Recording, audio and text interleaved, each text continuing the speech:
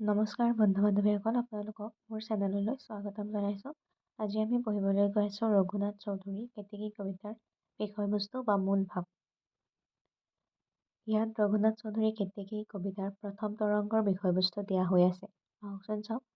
জোনাকী যুগত যিকেইজন প্ৰথিতযশা কবিয়ে নিজ নিজ ৰচনাৰে অসমীয়া ৰোমান্টিক সাহিত্যক সমৃদ্ধ কৰিছিল, সেইসকলৰ ভিতৰত ৰঘুনাথ চৌধুৰী অন্যতম। বিশ্ব সাহিত্যলৈ লক্ষ্য কৰিলে দেখা যায় যে কবি সাহিত্যিকসকলক তেওঁলোকৰ ৰচনাৰ বৈশিষ্ট্য অনুসৰিহে কোনো এটা বিশেষ উপাধিৰে বিভূষিত কৰা হয়। যিদৰে কালিদাস প্ৰেম আৰু সৌন্দৰ্যৰ কবি, ৱাটছৱৰ্থ প্ৰকৃতিৰ কবি, কলৰিজ অলৌকিকতাৰ কবি, তেনেদৰে অসমীয়া সাহিত্যত ৰঘুনাথ চৌধুৰী হৈছে বিসৰ্গী কবি। ৰঘুনাথ চৌধুৰীৰ কবিতাত বিভিন্ন ভাৱ আৰু বিষয়বস্তু থাকিলেও চৰাই বিষয়ক কবিতা কেইবাটিয়েহে পাঠকক বিশেষভাৱে আকৃষ্ট কৰে। সেইবাবে তেওঁ বিসৰ্গী কবি। কেতেকী ৰঘুনাথ চৌধুৰীৰ এখনি অনুপম কাব্যগ্ৰন্থ। পাঁচটা তৰংগ বা খণ্ডত ৰচিত এই কাব্যখনি প্ৰথম খণ্ডৰ বিষয়বস্তু আছিল অজান দেশৰ পৰা আহি আকুল সুৰেৰে গীত গাই থকা কেতেকী নামৰ চৰাইজনী।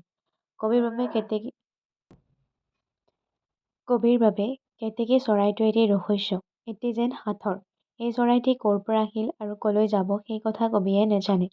অবুঝ ভাষাৰে কি মাত মাতিছে, কিহৰ আশাত এই সংসাৰত ভ্ৰমি ফুৰিছে, সেইবোৰ কথাও কবিৰ অজ্ঞাত। সেইবাবে সুধিছে, ক'ৰ পৰা তই আহিলি সোণাই, কোন দিশে যাৱ উৰি, কিয় বা ফুৰিছ দূৰ দূৰণিত অকলেই ঘূৰি ঘূৰি। কেতেকীৰ সম্বন্ধে কবিৰ কল্পনাৰ অন্ত নাই। একো-একোটা স্তৱকত বিশেষ একোটা কবি কল্পনাৰ মূৰ্ত হৈ উঠিছে। কবিৰ ভাৱ যে কেতেকী চৰাইজনী এনে এটি সুন্দৰ ঠাইত জন্ম লৈছে য'ত শ্ৰদ্ধা, শান্তি আৰু দয়া বিৰাজমান। সেই দেশত প্ৰলোভন বিভীষিকাৰ আশংকা নাই। তেনে এখন ঠাই এৰি চৰাইটি কিয়নো এই পৃথিৱীলৈ আহিল, সেই কথা কবিৰ বাবে এক পৰম বিস্ময়। সেয়েহে আৱেগজৰ্জৰিত কণ্ঠৰে প্ৰশ্ন কৰিছে, বাপ মাও ভাই হামকো এৰিলি উপজা ঠাই, গছা পাতে সজা ঘৰটি এৰিলি, কাৰ কি আহুতি পায়। কবিয়ে চৰাইজনীক সাৱধান কৰি কৈছে যে যিখন পৃথিৱীলৈ সি আহিছে সেইখন পৃথিৱীৰ নন্দন কানন বা অমৰাৱতী নহয়, ই মায়া কাননহে। ইয়াত নিস্বাৰ্থ মৰম স্নেহ আৰু অমিয়া সুখ নাই। তাৰ পাছত কবিয়ে তাৰ একান্ত লগৰী সুখ-দুখৰ সমভাগী কোনোবা আছেনে নাই সেই কথা চিন্তা কৰি ব্যথিত হৈছে। ভোক পিয়াসত আহাৰ যোগাবলৈ, দুখ ভাগৰত বিচনাত নিচুকাবলৈ কোনোবা আছেনে নাই কবিয়ে প্ৰশ্ন কৰিছে। এইবোৰ ভাৱ প্ৰকাশ কৰোঁতে কেতেকীৰ লগত কবিৰ এক আত্মীয়তাৰ ভাৱ ফুটি উঠিছে।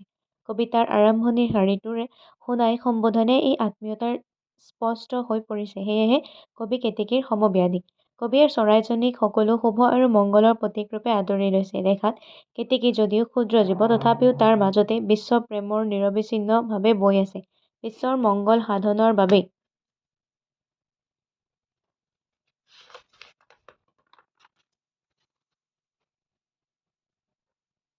যেন কেতেকীয়ে বিসৰ্গীৰ জনম লৈছে আৰু পবিত্ৰ প্ৰেমৰ দোলেৰে গোটেই জগতখনক মেৰাই থৈছে। কবিৰ মতে চৰাইজনী মিলনৰ বাতৰিকে কঢ়িয়াই আনিছে আৰু সেই বাতৰিকে সুমধুৰ সুৰত গাবলৈ আহ্বান জনাইছে। তাৰ পিছত কবিয়ে কেতেকীৰ ভুৱন ভুলোৱা মোহিনী কণ্ঠৰ মাধুৰ্য কীৰ্তন কৰি তাৰ অমৃত বৰষা মাতত কেনেকৈ গোটেই সংসাৰখন ভুল গৈছে সেই কথা বৰ্ণনা কৰিছে। কেতেকীয়ে মৰ্ত্যলৈ আহিয়েই সাগৰ, গছ-গছনি, পৰ্বত-পাহাৰ সকলোকে ভুলাইছে আৰু মৰুভূমি সদৃশ সংসাৰখনক অপৰূপ মৰুদ্যান ৰূপে সজাই তুলিছে। সামৰণিৰ চাৰিটা স্তৱকত কবিয়ে কেতেকীক প্ৰেমৰ প্ৰতীক বুলি কল্পনা কৰিছে। কবিৰ ভাষাত প্ৰেমৰ সোৱাদ বিলাব আহিছে দেৱদূত ৰূপ ধৰি।